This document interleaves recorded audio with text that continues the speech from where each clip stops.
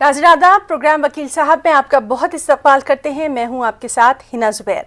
नाज़रीन, हमारे इस प्रोग्राम में आप अपनी कानूनी उलझनों से मुतालिक मशवरा ले सकते हैं, कुछ राय अगर आप लेना चाहें तो ले सकते हैं। साथ ही साथ अगर किसी कानूनी पेचीदगी की वजह से आप चीज़ों को समझ नहीं पा रहे हैं, उसके ताल्लुक से भी आप हमें यहाँ कॉल कर सकते हैं। हमारे साथ मौजूद रहेंगे एक लीगल एक्सपर्ट जो कि आपके सवालों के जवाब देंगे।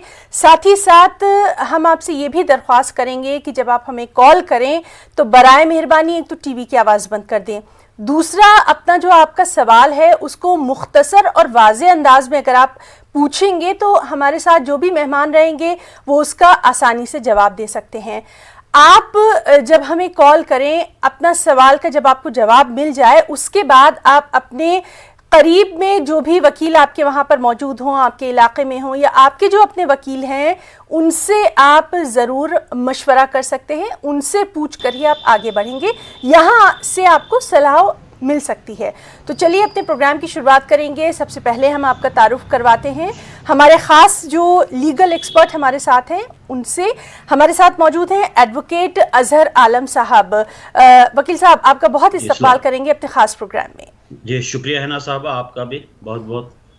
तो नाज़रीन, आप हमें कॉल कर सकते हैं, हमारे नंबर जो हैं वो आपकी टीवी स्क्रीन पर फ्लैश हो रहे हैं। चलिए वकील साहब से हम तब तक बातचीत जो है वो शुरू करेंगे।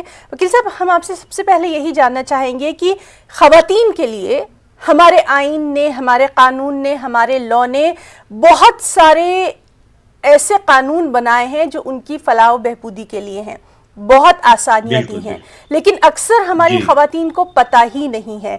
तो हम आपसे जानना चाहेंगे अहम ऐसे कौन से कानून हैं जो हर हिंदुस्तानी खातून को जानना चाहिए।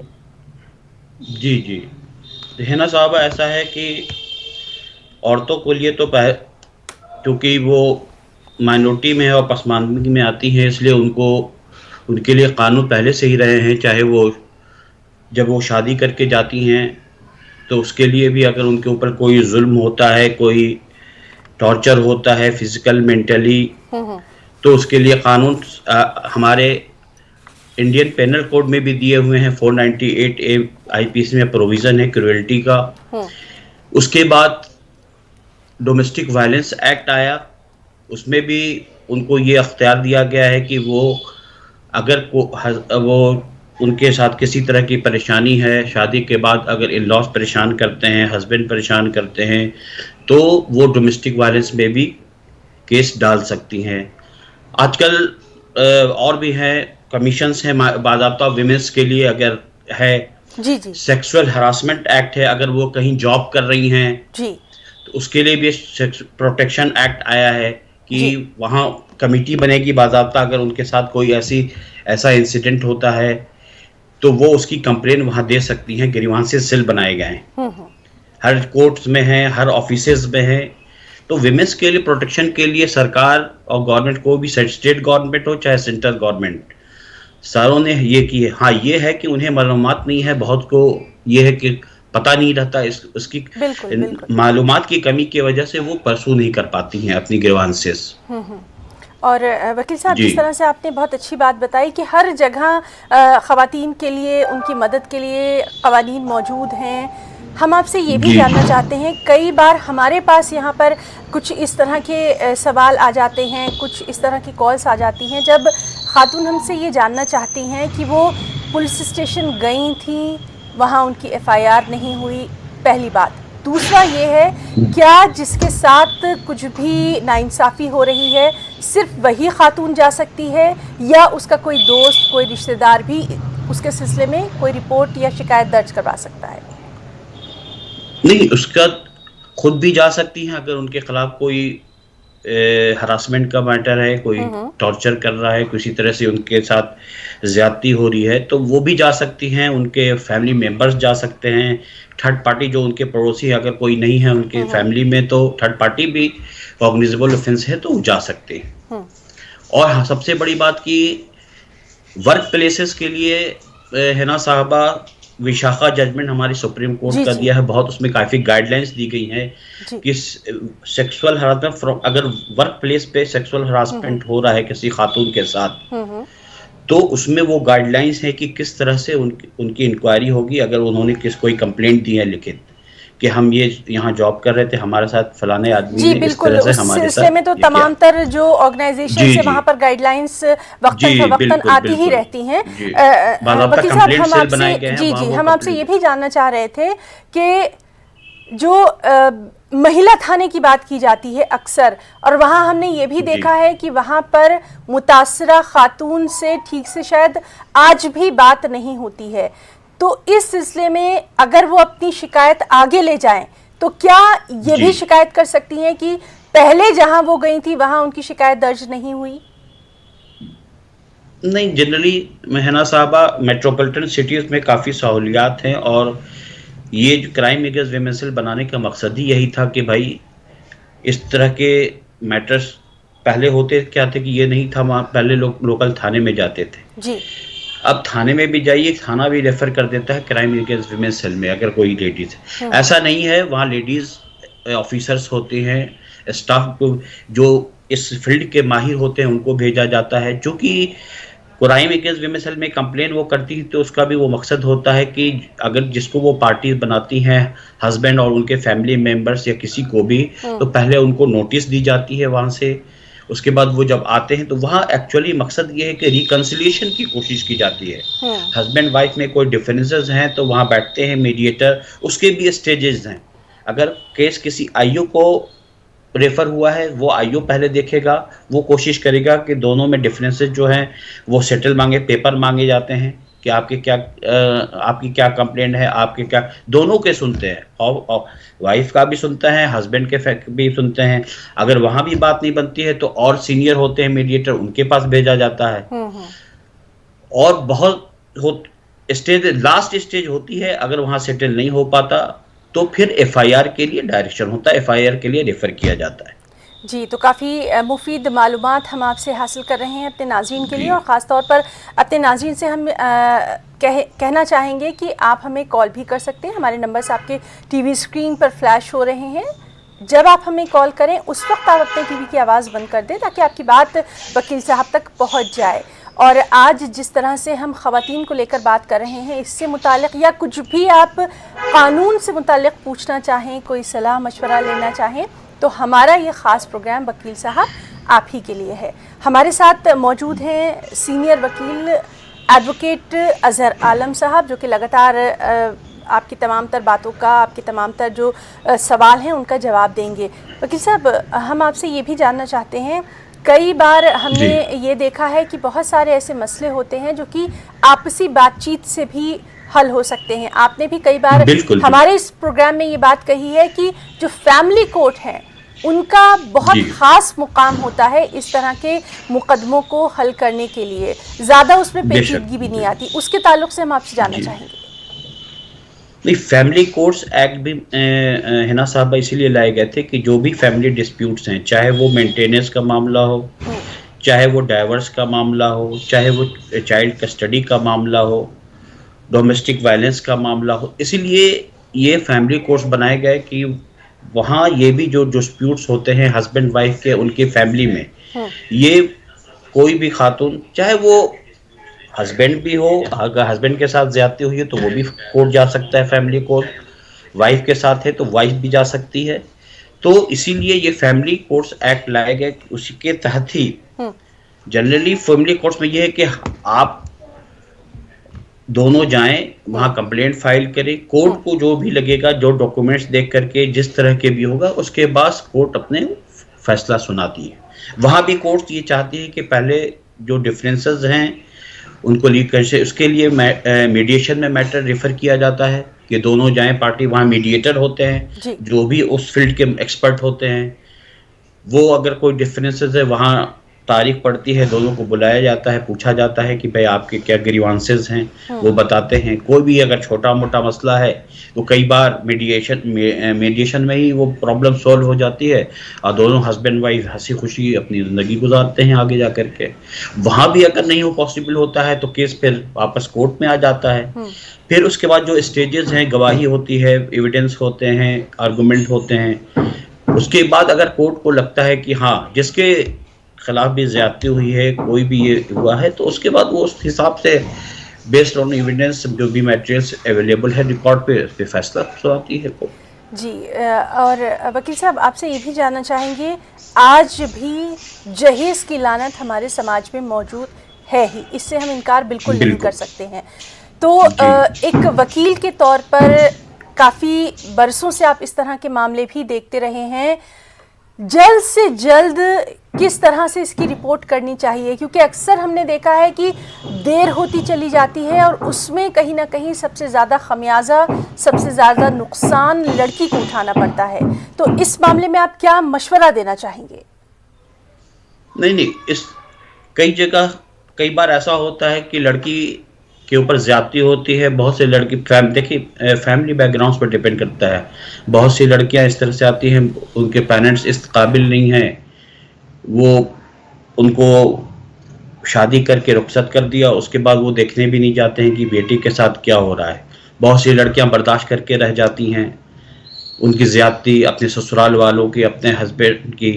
तो मेरा मशवरा ये है कि अगर पहले तो वेट एंड वॉच की पॉलिसी वो अख्तियार करें। बर्दाश्त ठीक है, बर्दाश्त करना चाहिए, लेकिन अगर वो हद से ज़्यादा, हर चीज़ की एक लिमिट होती है, अगर सैचुरेशन पॉइंट पहुंच जाता है तब, इसीलिए बनाया गया है ये कानून जो बनाया गया है, वो फिर अगर वो लगता है तो समझाने की कोशिश करें।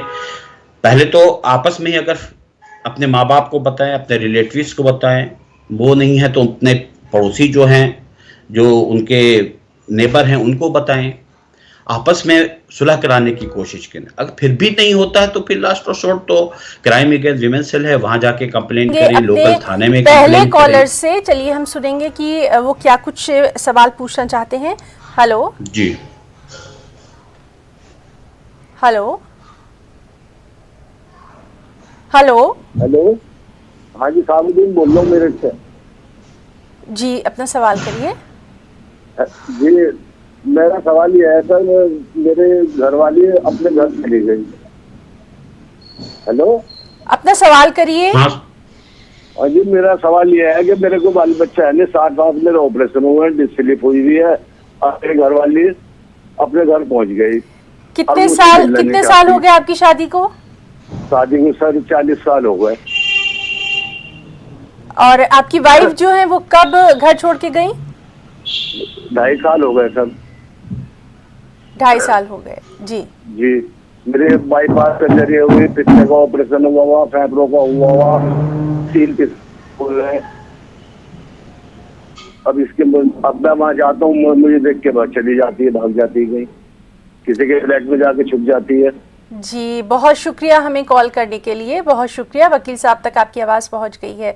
जी वकील साहब, देखिए जिस तरह से बात हम लोग कर रहे थे कि सब्र तहम्मुल, लेकिन यहाँ 40 साल हो चुके हैं शादी को और अब इनको ये परेशानी का सामना है। हाँ, ये बता रहे हैं कि 2-2.5 साल से इनकी वाइफ इनको छोड़ के चले गए। बच्चे शायद इनको नहीं है, कोई इशू नहीं है। जी जी, नहीं तो इनको ये चाहिए थी जा करके उसको समझाएं बुझाएं, वजह क्या है। जब इतने 40 साल हो गए, इसका मतलब अगर 2 साल पहले छोड़ के गई तो 38 साल तो इनके साथ लाइफ गुजारा है उसने। इस लास्ट स्टेज में जाने की वजह हो सकता है कि ताली एक हाथ से तो बचती नहीं, इनमें भी कुछ खामी रही हो। तो इनको ये करना चाहिए, पहले तो समझा बुझा के कोशिश करें कि वो ले आएं। फिर अगर नहीं आती है तो रिस्टिट्यूशन की notice they, restitution of conjugal rights की नोटिस दे सकते हैं, कोर्ट में जा सकते हैं। जी बिल्कुल, कोशिश ये करें कि ये समझा बुझा के लाए, क्योंकि काफी देर हो चुकी। 40 साल it's not a short span, काफी लंबा अरसा है। और 2-2.5 साल पहले गए, 2-2.5 साल से अब ये इन्होंने क्या अपनी तरफ से कोशिश की उसको लाने की, वो बेहतर जानते हैं। जी बिल्कुल। और चलिए बात करने की कोशिश करेंगे अपने अगले कॉलर से। हेलो हेलो हेलो हेलो, अस्सलाम वालेकुम। वालेकुम सलाम। अपना नाम बताइए और सवाल करिए सर। हेलो जी आपकी आवाज आ रही है, आप सवाल कर सकते हैं, वकील साहब मौजूद है। हेलो, अपना सवाल करिए सर, आपकी आवाज आ रही है, वरना फिर आपकी कॉल कट जाएगी। तो नाज़रीन, लगातार हम बात करने की कोशिश कर रहे हैं। अपने तमाम नाज़रीन से यही हमारी दरख्वास्त है कि वो टीवी की आवाज़ जो है वो बंद कर दें। और नाज़रीन, इस वक्त हम आपको सीधे लिए चलेंगे पीपल्स कॉन्फ्रेंस की प्रेस कॉन्फ्रेंस में। तो शायद आज इसने सोचा चलो बड़े भाई के घर आ ही जाऊं, लेकिन बहुत मुद्दत से इसकी जो कैपेबिलिटीज हैं, जिस तरीके से इसने वहां स्ट्रगल की, और फिर हमारे डिप्टी मेयर साहब हैं, इमरान साहब मेरे जेल के साथी भी हैं, जेल में भी वक्त इकट्ठे गुजारा, उससे पहले भी गुजारा। तो इंशाअल्लाह पूरी उम्मीद रखते हैं कि जिस तरीके से एक्सपेंशन हो रहा है और जिस तरीके से नामवर शख्सियात जिनका एक अच्छा इन्फ्लुएंस है लोगों में, वो आ रहे हैं। जो चैलेंजेस हैं जम्मू कश्मीर के सामने, जो पिछले 2 साल में जो हुआ, उसके बाद जो इनॉर्मस चैलेंजेस हैं, मुझे पूरा यकीन है कि Jammu Kashmir people's conference collectively एक ऐसी टीम बन के सामने आ रही है जो इंशाअल्लाह लोगों की उम्मीदें जो हमसे हैं उन पर उतर आएगी और इन चैलेंजेस का सामना करेगी। Thank you. ओपन है आपके लिए सर, ये तो आप देख रहे हैं। पाँच गिने आपने गिने। सर मेरा सवाल है, आपने पीडीपी ने इस मुकाम पर आपको लाया है, आप लोग पीडीपी से क्यों निकले यहाँ ज्वाइन? हमसे सवाल है या शो तकरीर वाला कहना कि बात मौत जी जी, हम पीडीपी से नहीं निकले हैं, हमको पीडीपी से निकाला गया इस वजह से कि मुफ्ती साहब नहीं रहे, जिस मुफ्ती साहब के साथ हम जिंदगी भर काम किया है, और हमने पीडीपी जान माल से बना दिया है पीडीपी। और उस पीडीपी में वो लोग जो अफसर थे, या वो मेरा नाम नजीर लावई, ओके सॉरी, तो मैं पीडीपी से नहीं निकला हूं, पहले ही मैं बताना चाहता हूं। अब हमको निकाला गया इस वजह से कि मुफ्ती साहब के बाद ये पार्टी ही बिखर गई और हमारे सामने कोई रास्ता नहीं था कि हमने क्या करना है, कहाँ जाना है। तो हमने चॉइस किया पूरी सदमत के साथ। 2 साल से हम सोच रहे हैं और हमने ये सोचा कि हम मरहूम अब्दुल गनी लोन ने जो तंजीम बनाई है, जो 50 साल पहले तंजीम है, जिसकी क़यादत करते हैं लोन साहब, और हम इसके अंडर काम करेंगे। और हमने एक्सेप्ट कर दिया, हम दोनों ने, फयाज साहब ने और मैंने भी, हम लोन साहब के अंडर काम करेंगे। और मैं साउथ कश्मीर में रहता हूँ, साउथ कश्मीर में मेरे से पहले जर्नी की है। तो आप आने वाले काल में देखेंगे कि ये पार्टी कितनी ख्याल होगी। और हम लोगों के काम करते हैं, हम लोगों का काम करते हैं, हम पॉलिटिकल फैमिली से हैं, हमें जिंदगी भर पॉलिटिकली लोगों का काम करते हैं। One more question please, just one. ये तो क्यों को लड़े हैं छुट्टी कर रहे हैं? इसमें मैं ऐड करूंगा, आपका सवाल बहुत अच्छा है। आपने ये कहा कि पीडीपी ने हमें यहाँ लाया और हमने क्यों छोड़ा। सवाल अच्छा है, लेकिन उल्टा पूछा आपने। असल में पीडीपी को यहाँ लाने वाले हम लोग थे, हमने अपना खून जिगर पीडीपी को दिया था। और जो स्लोगन लेके हम पीडीपी बनाने वालों में से, बुनियादी लोगों में से थे, हमारा स्लोगन ये था कि जम्मू कश्मीर में सियासत के बड़े बड़े जो पेड़ थे उनमें घुन और बिच्छू लग गए। लेकिन वक्त ने बाद में ये साबित कर दिया कि जो स्लोगन लेके हम चले थे उस पार्टी को भी बड़े बड़े घुन और बिच्छू लग गए। इस वजह से हमने अपना रास्ता अलग रखा। One more. समय पहले जब आपको पार्टी से अलग करके आपकी जो बात की गई, आपसे मेरा इंटरेक्शन हुआ था, तब आपने कहा कि हम चाहते हैं कि सारे पॉलिटिकल पार्टी के बयान सामने रखे जाए। क्या आज भी आप उसी चीज पे अड़े हुए हैं, सबके वीडियो सामने रखे जाए? इसमें क्या कहा था? देखिए, जहाँ तक आपकी पहली बात है कि मेरी चेयरपर्सन के हवाले से जो आपने पूछा, मेरे लिए वो मैटर नहीं करता है, क्योंकि मैं एक पॉलिटिकल वर्कर हूँ। अगर मैं ऑपोजिशन में भी रहूँ तभी मैंने पॉलिटिक्स करनी है, इसलिए वो मेरे लिए कोई इम्पोर्टेंट नहीं है। दूसरी बात यह है कि मैं राइट पर्सन नहीं थी ऑल पार्टी मीटिंग के हवाले से बात करने के, लेकिन जिस वक्त एक प्रोपोगंडा सा चला, तो एक फेक प्रोपोगंडा चला बेग साहब के हवाले से, तो उस ज़िम्मन में मैंने कुछ बात की थी और मैं अभी भी उस पर स्टैंड हूँ। One more, just one more, last question please. Sir आपसे मेरा सवाल है, आजकल यहाँ पे श्रीनगर में देखा जा रहा है कि एलईडी लाइट्स ट्राई करके इंस्टॉल किया जा रहा है।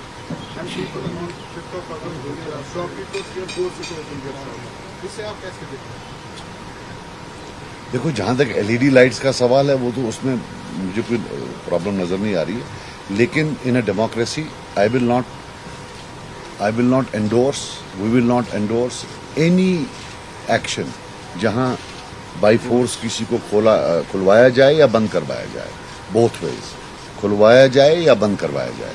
हम किसी भी फोर्सफुल एक्शन के खिलाफ। यार मैंने बोला ना यार, देखो मेरी बात सुनो, मैंने बोला खुलाना बंद करना दुकान दोनों के खिलाफ है। वो अगर तशीवन सोने से पन्ने तरफ मैं थैंक यू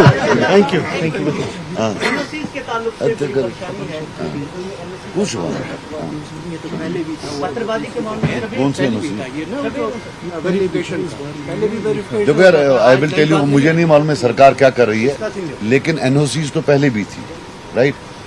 अगर कोई नया किया है, right, we strongly condemn it, हमने बयान भी दिया है इस पर। एक सेशन जज सिलेक्ट होकर अभी तक एनओसी की वजह से नहीं अपॉइंट हो रहा, पिछले 6 साल से। हाँ, पहले भी था, राइट। अब मुझे नहीं पता नया क्या है, नया इसमें क्या है, बट जो हमारी पार्टी का इसमें वो तो क्लियर आया है। We have made a statement about it, openly saying that no will not.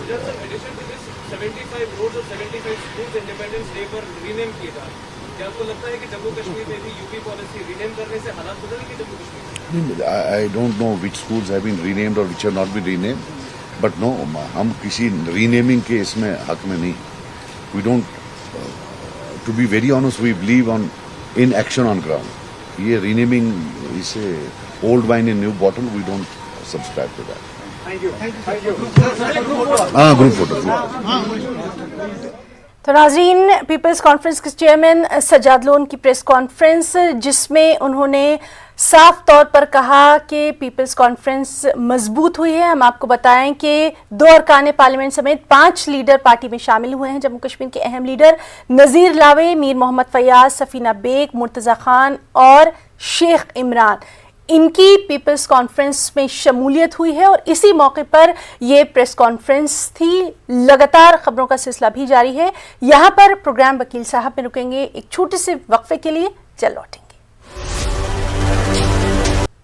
तो प्रोग्राम वकील साहब में एक बार फिर से आप सभी का तहे दिल से इस्तकबाल करते हैं। नाज़रीन, हमारे साथ मौजूद हैं सीनियर वकील एडवोकेट अजहर आलम साहब, जिनसे लगातार आप सवाल भी कर सकते हैं। हमारे नंबर आपकी टीवी स्क्रीन पर फ्लैश हो रहे हैं। वकील साहब, हम आपसे ये जानना चाहते हैं, जिस तरह से लगातार हम बात कर रहे हैं ख़वातीन की, उसके ताल्लुक से तो हम बात करेंगे ही। हमारे पास बहुत ज़्यादा सवाल आते हैं, बहुत ज़्यादा लोग पूछते हैं कि प्रॉपर्टी यानी जायदाद को लेकर। आप भी ये जानते हैं कि आज का डिजिटलाइजेशन का दौर है, उसमें भी कहीं ना कहीं कभी नाम की गलती हो जाती है, कभी कुछ मुआहदे में, एग्रीमेंट पेपर में गलती हो जाती है। तो कितना ज़रूरी है प्रॉपर्टी लेते वक्त अपने खास पेपर्स की जांच पड़ताल? है ना साहबा, कोई भी प्रॉपर्टी आप खरीदें तो उसका पहले ड्यू डिलीजेंस होना चाहिए।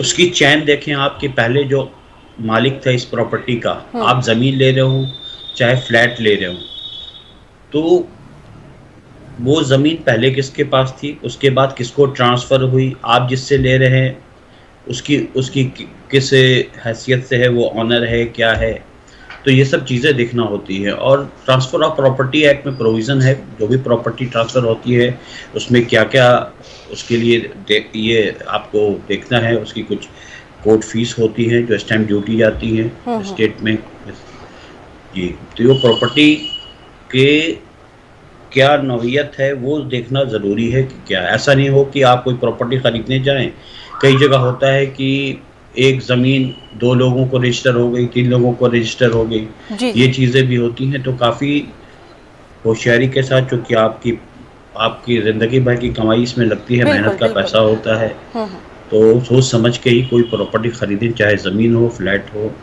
मकान हो। जी वकील साहब, हमारे पास एक सवाल आया था कि एक साहब हैं जिन्होंने 2 साल पहले एक फ्लैट ले लिया, रजिस्ट्रेशन भी हो गया, लेकिन उनको अभी तक उसका पोजीशन नहीं मिला है, मतलब उनको हक, उसका मालिकाना हक नहीं मिला है। अब वो चाहते हैं कि जल्द से जल्द वो उस फ्लैट में शिफ्ट हो जाएं। अब वो इसके लिए क्या कुछ आगे करें?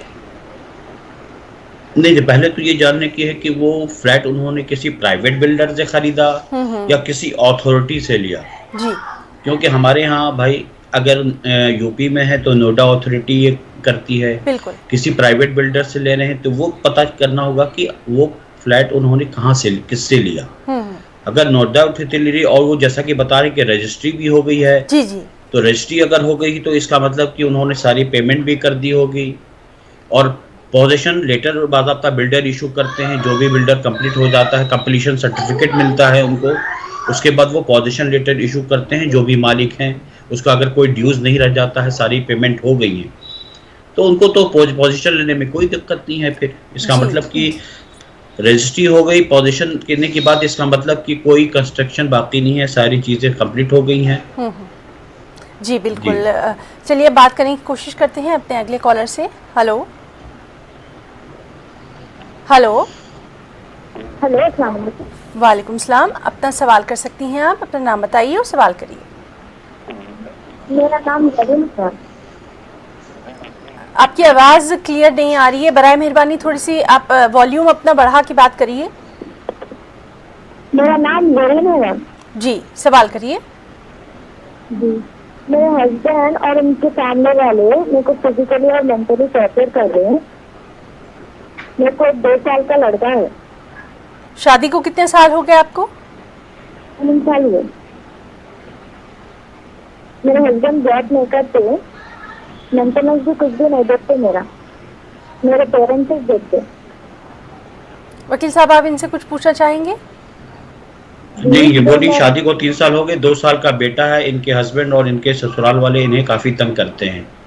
नहीं तो अभी ये हस्बैंड के साथ रह रही हैं, इन्होंने पूरा अभी बताया नहीं है, हस्बैंड के साथ रह रही हैं या अलग रह रही हैं। तो ये अगर वो टॉर्चर कर रहे हैं, मेंटेनेंस नहीं दे रहे हैं, तो ये कंप्लेंट फाइल कर सकती है, क्राइम अगेंस्ट विमेन सेल में जाएं, वहाँ कंप्लेंट दें। अपने हस्बैंड और सास ससुर हैं और अगर ननद है या देवर है जो भी तंग कर रहे हैं उनका बाज़ाब्ता कंप्लेंट। आप कुछ कहना चाहती हैं? आप बोल सकती हैं, वकील साहब सुन रहे हैं। जी, मेरे रिलेटिव्स को लेकर जाके मैं बात करी थी, तो वो लोग बोल रहे थे अगर हम खर्चा तो कुछ भी नहीं देते, ठीक है, और ऐसे ही रहना पड़ेगा जैसा रह रहे, नहीं बोले तो फिर छोड़ देते। अभी आप कहाँ रह रही हैं? मैं मेरे पेरेंट्स के पास रह रही हूँ 1 महीने से। जी वकील साहब। 1 महीने से मेरे जी नहीं, ये कह रही है पेरेंट्स के पास रह रही, नहीं तो ये बिल्कुल मेंटेनेंस के लिए कोर्ट जा सकती हैं, मेंटेनेंस के लिए, अपने बच्चे के लिए और अपने लिए मेंटेनेंस कोर्ट पे फाइल करें, और फिर भी वो नहीं मानते हैं तो और भी रास्ते हैं। जी वकील साहब, डोमेस्टिक बिल्कुल, वायलेंस का केस कर सकती शुक्रिया, हैं। आपने हमें कॉल किया और हमें पूरी उम्मीद है कि आपको अपने सवाल का जवाब ही मिल गया होगा। बात करेंगे एक और कॉलर से। हेलो हेलो जी सर, आप अपना नाम बताइए और सवाल करिए। जेड आजमी बोल रहा हूँ आगरा से। जी, ये कह रहे हैं हमारे जैसे वालिदैन की डेथ हो गई है जी, तो प्रॉपर्टी तकसीम बंटवारा तो हुआ नहीं है, तो अब वो किस तरीके से होंगे? क्या कोर्ट में जाना पड़ेगा इसके लिए या आपकी कितने भाई बहन हैं आप, इसके बारे में कुछ जानकारी देंगे सर? हाँ, हम लोग 7 भाई बहन हैं। जी, कितने भाई कितनी बहन? पूरे 7 हैं हम लोग जी। यानी 14 भाई बहन हैं आप लोग? जी जी जी जी। और प्रॉपर्टी भी करीब ऐसे 1.5 करोड़ के आसपास होगी। जी, बहुत शुक्रिया सर हमें कॉल करने के लिए। वकील साहब आपके सवाल का जवाब दे रहे हैं। जी वकील साहब। नहीं, इन्होंने कितने बताए भाई बहन? 7 भाई 7 बहन हैं, तकरीबन 1.5 करोड़ की इनकी प्रॉपर्टी है, वालिदैन की, उनका इंतकाल हो चुका है। नहीं, अगर वालिद साहब इंतकाल करके उन्होंने कोई वसीयत नहीं की है, विल नहीं किया है, तो फिर ये सारे लोग मिलकर के पार्टीशन सूट फाइल कर सकते हैं, उसमें सारी प्रॉपर्टीज जो भी हैं उसके डिटेल्स दें और जितने लोग हैं सब दाखिल करें कोर्ट पे पार्टीशन सूट, और जो भी जिसका जो शेयर बनता है वो कोर्ट अपने हिसाब से उनको ग्रांट करेगी। जी बहुत शुक्रिया। चलिए बात करने की कोशिश करेंगे एक और कॉलर से। Hello hello hello. तो नाज़रीन, आप हमें कॉल कर सकते हैं, टीवी की आवाज़ बंद करके आप अपना जो सवाल है वो वकील साहब से कर सकते हैं। वकील साहब लगातार हमारे साथ मौजूद हैं। वकील साहब, जिस तरह से अभी हमने प्रॉपर्टी की ही बात सुनी, तो हम आपसे ये जानना चाहते हैं कि अक्सर प्रॉपर्टी को लेकर, जायदाद को लेकर इस तरह की बातें सामने आती हैं, तो कितना ज़रूरी है अपनी ही ज़िंदगी में अपनी जो जायदाद है या प्रॉपर्टी है उसके लिए बाकायदा कानूनी पेपर को तैयार करना? बिल्कुल हिना साहबा, हमारे यहाँ प्रोविज़न है विल का जी। पेरेंट्स अपनी ज़िंदगी में, ख़ासकर जो वालिद साहब हैं, अगर उनके बच्चे हैं तो अपनी ज़िंदगी में ही वसीयत कर जाएं, विल कर जाएं तो वो ज़्यादा अच्छा होता है और उस पे सारे लोग अमल भी करते हैं। कई बार ऐसा देखा गया है कि अगर विल किया, विल कुछ लोग मानते भी हैं, कुछ लोग नहीं भी मानते हैं। कभी कभी विल को भी लोग चैलेंज कर देते हैं, जेन्युइन विल है कि ये इन्होंने फोर्ज एंड फैब्रिकेट है। अगर किसी को भी लगता है कि हमें शेयर कम मिला, जो कि जो विल करता है उसके इस पे डिस्क्रिप्शन हो सकता है कि वो किसी बच्चे को के साथ ज़्यादा अटैचमेंट हो तो अब उसको ज़्यादा दे देता है, या बाकी बच्चों को, तो कई लोगों को इत्तेफाक नहीं होता विल से। बिल्कुल बिल्कुल। तो वो ऐसा है कि आपस में बैठ कर अगर विल से इत्तेफाक रखते हैं तो उसमें अगर शेयर दिया हुआ है, बाप ने लिखा हुआ है कि हाँ भाई फलानी प्रॉपर्टी इनको जाएगी, 3 बच्चे अगर हैं तो ये जाएगी, तो आपस में उसमें कोई डिस्प्यूट नहीं होता है। लेकिन कभी कभी देखा गया कि विल के बावजूद भी आगे जाकर के आपस में डिफरेंसेस और डिस्प्यूट होते हैं, विल चैलेंज होते हैं कोर्ट में। ये जी मसला बिल्कुल। होता है। चलिए बात करने की कोशिश करेंगे अपने अगले कॉलर से। हेलो हेलो हेलो, आप अपना सवाल कर सकते हैं, अपना नाम बताइए और कहाँ से कॉल किया। मेरा नाम हनीफ है, मोहम्मद हनीफ, कलकत्ता से। जी आपकी आवाज़ बिल्कुल भी क्लियर नहीं आ रही है, आप अपना सवाल थोड़ा ज़ोर से करेंगे।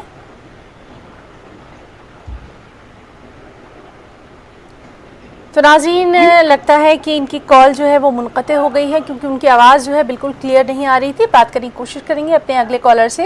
हेलो हेलो हेलो, सलाम वालेकुम। वालेकुम सलाम। वालेकुम सलाम। हाँ साहब, मेरा जो है एक लड़के का इंतकाल हो गया जी। के 2 बच्चे हैं जी, अपना सवाल जल्दी करिए। हाँ, 2 बच्चे हैं, एक का 2 साल उम्र है, एक का 7 साल उम्र है जी। अब वो लोग प्रॉपर्टी में हिस्सा मांग रहे। इंतकाल हुए कितना अर्सा हुआ? 4 महीने हुआ, इज्जत हो रही है। जी वकील साहब, आप इनसे कुछ पूछना चाहें तो आप पूछ सकते हैं। नहीं, ये कह रहे हैं कि इनके बच्चे का इंतकाल हो गया ना, इनके 2 बच्चे हैं। हाँ, तो वो लड़की वाले मांग रहे हैं, तो भाई उनका जो हिस्सा बनता है वो तो एज पर शेयर देना होगा। समझ गए हबीब साहब? जी जी। मैं खुद औकाफ के घर में रहता हूँ, बच्चे की कोई प्रॉपर्टी नहीं है। अब वो लोग ये प्रॉपर्टी में से दे बोल रही, मैं वो परेशान हूँ, इसलिए आपसे मशवरा कर रहा हूँ।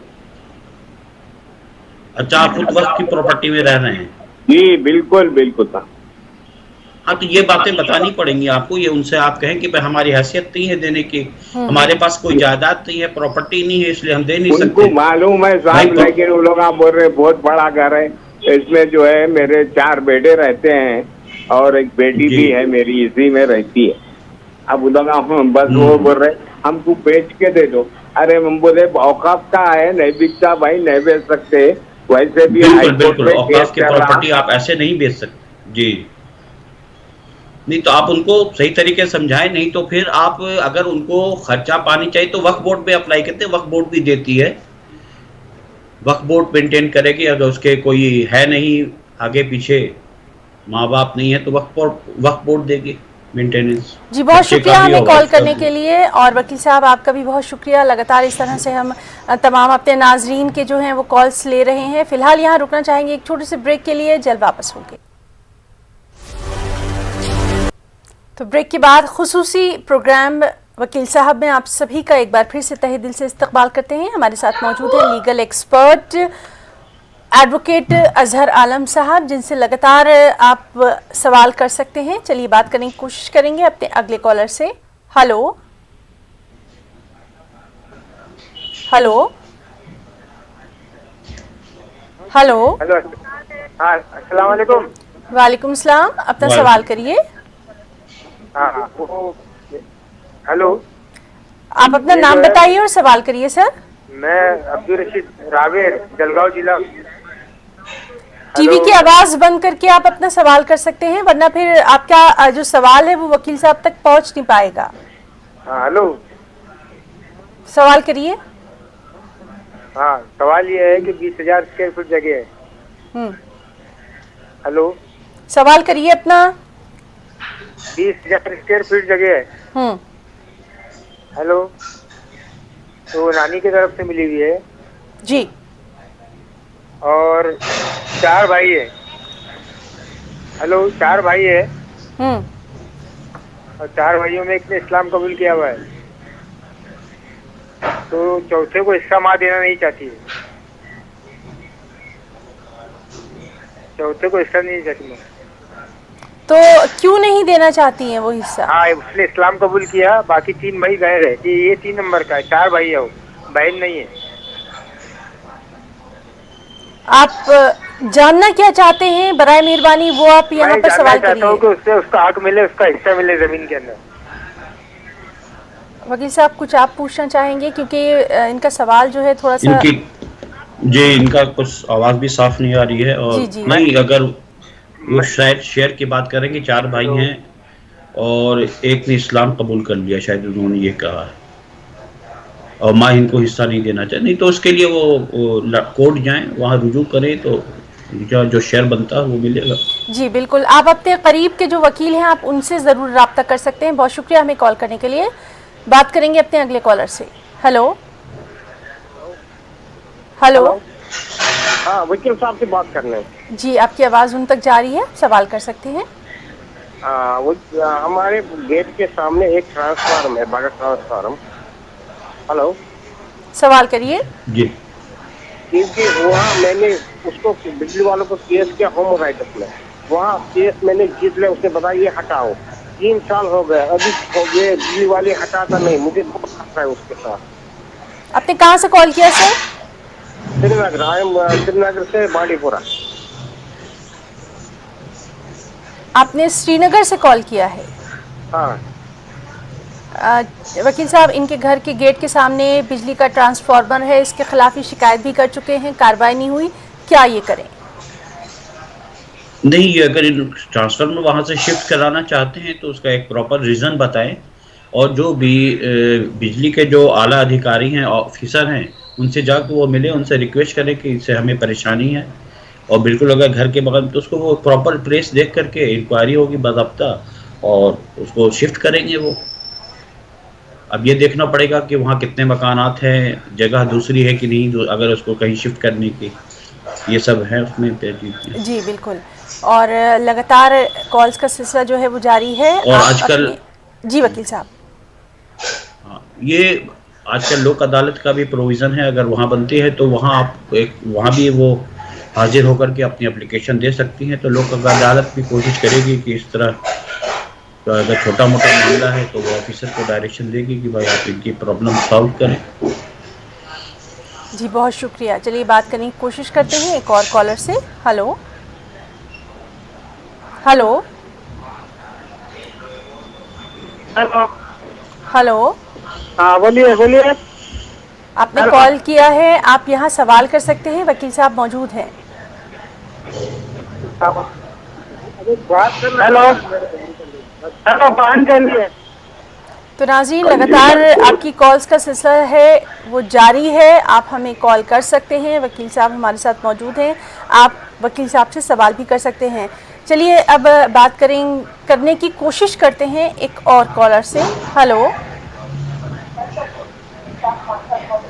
Hello hello.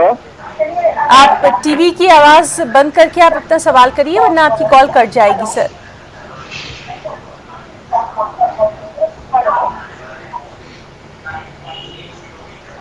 नाज़रीन, लगातार हमारी आपसे यही दरख्वास्त है कि आप जब हमें कॉल करें, बराए मेहरबानी टीवी की आवाज़, टीवी का वॉल्यूम बिल्कुल बंद कर दें, वरना आपकी कॉल जो है वो नहीं लग पाएगी, वकील साहब तक नहीं पहुंच पाएगी। चलिए वकील साहब, हम आपसे जानना चाहते हैं कि जिस तरह से प्रॉपर्टी की लगातार हमारे पास सवाल आ रहे हैं, हम कुछ लोगों ने ये भी पूछा है कि प्रॉपर्टी है बिना घर वालों की इजाज़त के, क्या कोई एक भाई या कोई एक बहन उसको फरोख्त करने का हक रखता है? नहीं, अगर वालिद साहब की प्रॉपर्टी है तो उसमें तो सबके शेयर बनेंगे, जितने भी उनके बच्चे हैं। कोई एक को राइट ही नहीं है बेच सकने की।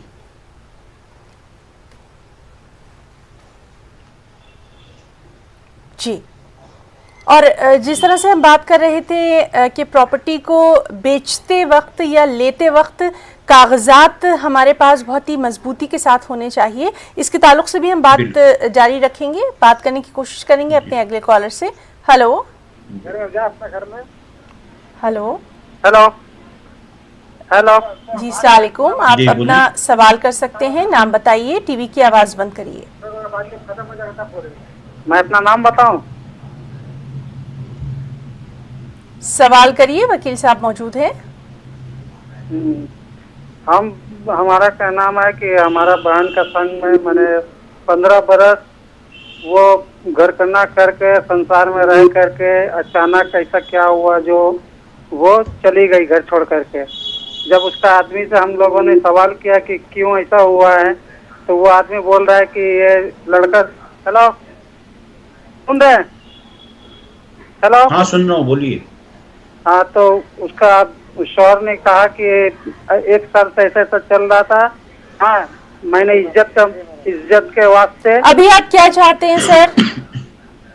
हेलो, अभी आप क्या चाहते हैं? वकील साहब से क्या पूछना चाहते हैं? अभी हम वकील साहब से ये पूछना चाहते हैं कि हमारा बहन के लिए मैंने कुछ ऐसा इंतजाम किया, वो आ करके वो घर पर चली आए। बहुत शुक्रिया हमें कॉल करने के लिए। वकील साहब, इस तरह के भी सवाल हमारे पास आते हैं जिसमें आपसी बातचीत से भी बहुत सारे मामले जो हैं वो हल हो सकते हैं, तो इस बारे में आप क्या कुछ मशवरा देना चाहेंगे? नहीं, इन्होंने क्या कहा कि बहन इनकी शादी को 15 साल हो गए। जी, बहन इनकी कहीं अचानक चली गई हैं, उनके शौहर कोई तसल्ली बख्श जवाब नहीं दे पा रहे हैं। नहीं, अगर कहीं चली गई और पता नहीं चल रहा है तो गुमशुदगी की रिपोर्ट थाने में इनको करानी चाहिए लोकल, वो पता लगाएंगे कि कहाँ गई है। जी वकील साहब, बहुत शुक्रिया आपका भी जवाब देने के लिए। चलिए बात करने की कोशिश करेंगे अपने एक और कॉलर से। हेलो, लाइन पे तो है ही, आप कब से हम खड़ा करें लाइन पे? हेलो, हाँ जी, हेलो वकील, हाँ जी, वकील साहब से बात करना है। आप अपना नाम बताइए और अपना सवाल कर सकती हैं मैम। हाँ, नफीसा। कहाँ से कॉल किया आपने? नफीसा। ये डबल कैसे आवाज आ रही है? सवाल करिए नफीसा जी, बोलिए। हेलो, अपना सवाल करिए नफीसा जी। अब ये डबल तो आवाज आ रही है, कैसे? आप अपना सवाल करिए। हाँ जी, मेरा सवाल एजुकेशनल है। हेलो, आप अपना सवाल करिए। क्वेश्चन पूछिए।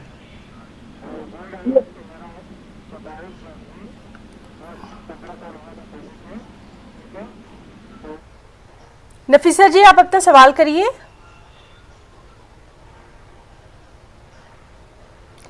तो नाज़रीन, लगातार हम बात करने की कोशिश कर रहे हैं, शायद किसी तकनीकी ख़राबी की वजह से नफीसा जी से हमारी बात नहीं हो पाई है, और आप हमें कॉल कर सकते हैं। हमारे नंबर आपके टीवी स्क्रीन पर फ्लैश हो रहे हैं। आप वकील साहब से अपना कोई भी सवाल, कुछ भी मशवरा आप लेना चाहें तो आप उनसे ले सकते हैं। वकील साहब, हम आपसे ये भी जानना चाह रहे हैं, क्या कोई बैरूनी मुल्क का जो शहरी है, जो कहीं बाहर रहता है, हिंदुस्तान में क्या कुछ वो प्रॉपर्टी ख़रीद सकता है? क्या इसके लिए कोई प्रोविज़न है हमारे कानून में? नहीं, अगर इंडियन ओरिजिन है, इंडियन बाई बर्थ है और वो बाहर जॉब कर रहे हैं तो बिल्कुल खरीद सकता है। There is no embargo, property खरीद सकता है वो। जी, बहुत शुक्रिया आपके जवाब का। नाज़रीन, प्रोग्राम वकील साहब का सिलसिला लगातार जारी है। फिलहाल यहाँ रुकना चाहेंगे एक छोटे से वक्फे के लिए। तो ब्रेक के बाद प्रोग्राम वकील साहब में एक बार फिर से आप सभी का तहे दिल से इस्तकबाल करते हैं। चलिए बात करने की कोशिश करेंगे अपने अगले कॉलर से। हमारे साथ मौजूद हैं सीनियर एडवोकेट अजहर आलम साहब भी। हेलो हेलो, तो नाज़रीन, आप हमें कॉल कर सकते हैं। हमारे नंबर आपके टीवी स्क्रीन पर फ्लैश हो रहे हैं। वकील साहब, हम आपसे ये जानना चाह रहे हैं कि जायदाद की लगातार बात हो रही है, तो हिंदू और मुस्लिम जो जिस तरह से बात, अभी एक सवाल आया था कि उन्होंने जायदाद में उनकी वालिदा ने उनको हक नहीं दिया है या हिस्सा नहीं देना चाहती हैं, तो इन तमाम चीज़ों में किन खास बातों का ध्यान रखना चाहिए? किस चीज के लिए? जायदाद की जब तकसीम की बात आती है और भाई बहन उसमें मौजूद हैं, तो किन खास बातों का ध्यान? जी, एक तो इस बात का ध्यान रखना चाहिए कि किसी जिसका जो शेयर बनता है उसको ईमानदारी के साथ दिया जाए। अगर फादर अपनी ज़िंदगी में, अपनी लाइफ में विल कर गए हैं, तो विल के हिसाब से अगर वसीयत है उसमें जिसके जो शेयर दिए गए हैं वो आपस में बंटवारा है। विल का मकसद ही ये होता है कि बाद में जाकर के आफ्टर डेथ कोई डिफरेंसेस आपस में ना हो, वारिसों में जो भी उनके प्रॉपर्टी के वारिसान हैं तो आपस में उसके हिसाब से वो तकसीम करें। और माँ बाप को भी ये चाहिए कि जिसका जो हक बनता है वो ईमानदारी के साथ दें। कभी कभी होता है कि किसी माँ बाप किसी परेशान में आकर के या किसी बच्चे से कुछ ज़्यादा अटैचमेंट है तो वो चाहते हैं कि हम किसी अपने दूसरे बच्चे को कम दें, तो इन सब चीज़ों से डिफरेंसेस होते हैं आपस में और अननेसेसरी के डिस्प्यूट शुरू होते हैं और फिर मामला कोर्ट में जाता है। तो माँ बाप को भी ये चाहिए कि प्रॉपर्टी के कोई भी जो है तो अपनी ज़िंदगी में वो आपस में बच्चों को दे दें, चाहे लड़का हो चाहे लड़की, उसमें भी डिफरेंसेस नहीं होने चाहिए। और हमारे यहाँ इस्लाम में तो ऑलरेडी कुरान में हदीस में दिया हुआ है जी जी जिसके शेयर होते हैं और लड़की को भी हिस्सा मिलना चाहिए। वो अलग बात है कि लड़की अगर अपना हिस्सा माफ़ कर दे, अगर भाई इस लायक नहीं है कि वो सर्विस में नहीं है या कोई ऐसा बिजनेस नहीं है उनका, तो अगर बाप कोई प्रॉपर्टी छोड़ के गया है तो उसमें वो अपना माफ़ कर सकती हैं अगर वो बाहैसियत हैं कि भाई हाँ ठीक है हम अपना शेयर आप रिलिंक्विश कर देते हैं, हम अपना हिस्सा अपने भाई को दे देते हैं। तो इसमें कोई इख्तिलाफ भी नहीं होते हैं और हंसी खुशी से सब लोग अपना ये रखते हैं।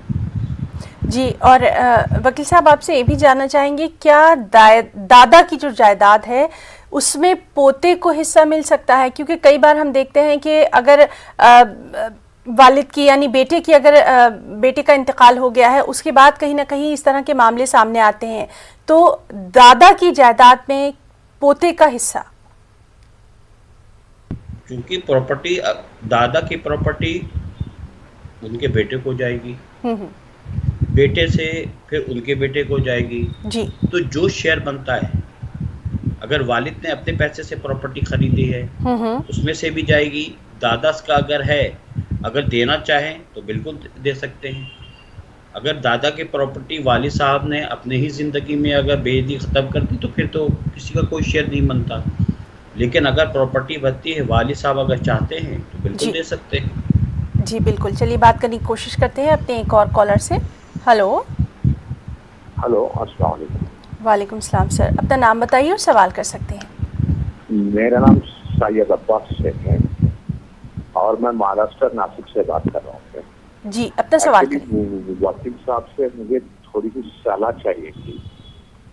सलाह इसी थी वकील साहब, मैंने एक आदमी को 1,60,000 रुपए दिए था, उसको उधारी के तौर पर मैंने उसको दिया हुआ था। वो मेरा दोस्त था, हमेशा लेन देन तो उसका मेरा हो रहा था। तो बाद में कुछ बातें होने से फिर उसके बाद में 2-4 महीने के बाद में उसने मुझे चेक दिया 1,60,000 रुपए का। वो चेक मैंने ऑलरेडी समझो डाला तो चेक हो गया, बाउंस हो गया। बाउंस होने के बाद में मैंने उसको इंटीमेशन दिया तो उसने कुछ माना नहीं। उसको मैं बाकायदा कानूनी तरीके से लीगल नोटिस उसको मैंने दिया उसको। तो नीचे की कोर्ट में 4 साल तक केस चला। केस चलने के बाद में केस मेरे तरफ से फेवर में हो चुका, तो उसने बाद में अपील में गया वो। तो अपील में जाने के बाद में सर वो अपील में जाने के बाद में ऐसा मसला आ रहा है कि वो जो है अभी तक उसका जवाब दाखिल ही नहीं कर रहा है 313, और उसके अंदर मुझे कुछ दिक्कत आ रही है और बीच में फिर समझो तारीख हो रही है। और दूसरा ऐसा मसला है कि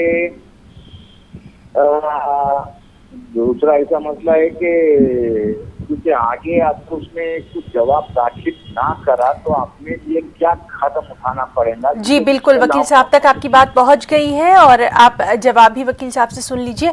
जी वकील साहब, 1,60,000 रुपए का लेन देन हुआ था। जी हाँ, आप रिपीट कर दे क्वेश्चन इनका, मुझे सुनाई नहीं दिया। जी वही हम आपको बता रहे थे कि 1,60,000 रुपए का लेन देन हुआ था, चेक के जरिए इनको वापस किया गया, चेक बाउंस हो गया। अब लगातार इनका मामला जो है वो अदालत में ज़ेर इल्तवा है। ये इसमें आगे की कार्रवाई चाहते हैं, क्या करें? नहीं, अगर चेक बाउंस हो गया तो उसका प्रोविज़न है कि 138 में केस फाइल होते हैं, उससे पहले जो प्रोविज़न नोटिस भेजी जाती है कि आपने जो चेक दिया था वो बाउंस हो गया, उनको टाइम दिया जाता है। अगर वो पे कर देते हैं उस पीरियड में तो ठीक है, अदरवाइज वो 138 नेगोशिएबल इंस्ट्रूमेंट एक्ट में वो कंप्लेंट फाइल कर सकते हैं कोर्ट में चेक के साथ, और जो भी वहाँ जवाब वगैरह होते हैं कोर्ट अगर पाती है तो फिर उसको उनको उसका वो मिलेगा, पैसा तो मिलेगा ही, पर अब प्रोविज़न ये है कि amount double of the amount मिलेगा। अगर 1 लाख का है तो 2 लाख इनको मिलेंगे। पनिशमेंट भी, उसके सज़ा भी बढ़ा दी गई है। जी, तो यानी ये कानूनी कार्रवाई जो है आगे भी कर सकते हैं। तो वकील साहब, आपका बहुत बहुत हम शुक्रिया यहाँ पर अदा करना चाहेंगे, आपने अपना इतना कीमती वक्त दिया। नाज़रीन, प्रोग्राम वकील साहब में आज के लिए फ़िलहाल इतना ही। हमारी पूरी टीम को इजाज़त दीजिए। आदाब।